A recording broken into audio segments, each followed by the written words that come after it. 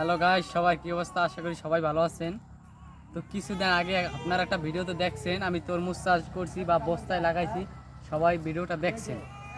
তো তরমুজ গাছে কি কি মানে ব্যবহার করলে তরমুজ ভালো হয় বা পাতাও ঠিক থাকে, আজকে আপনাদের বিস্তারিত বলবো।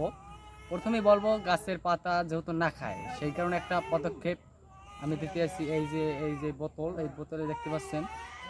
ও আজকে ভালো হবে নয় ছিল। ওটা কি জাতীয় মেডিসিন? এই ওটা মেডিসিনটা কি জাতি?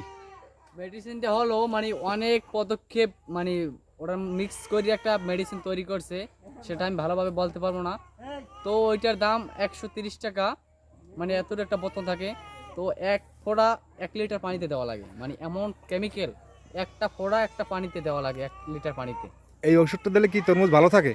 তরমুজের জন্য না, এটা হচ্ছে পাতার জন্য। পাতারা মানে আপনার পোকে ধরবে না, পাতারা ঠিক থাকবে, মানে পাতারা শক্তপোক্ত থাকবে। এটা কয়দিনের মাথায় ফলন হবে?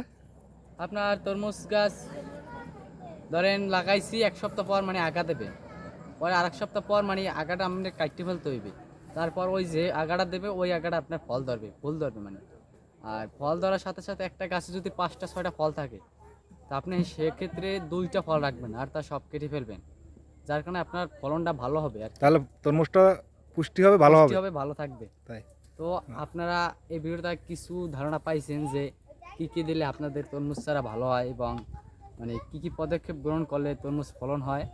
তো সবাই কম বেশি একটু মাথায় খেলেই বুঝছেন। তো সবাই ভালো থাকবেন, আবার দেখা হবে পরবর্তী ভিডিওতে।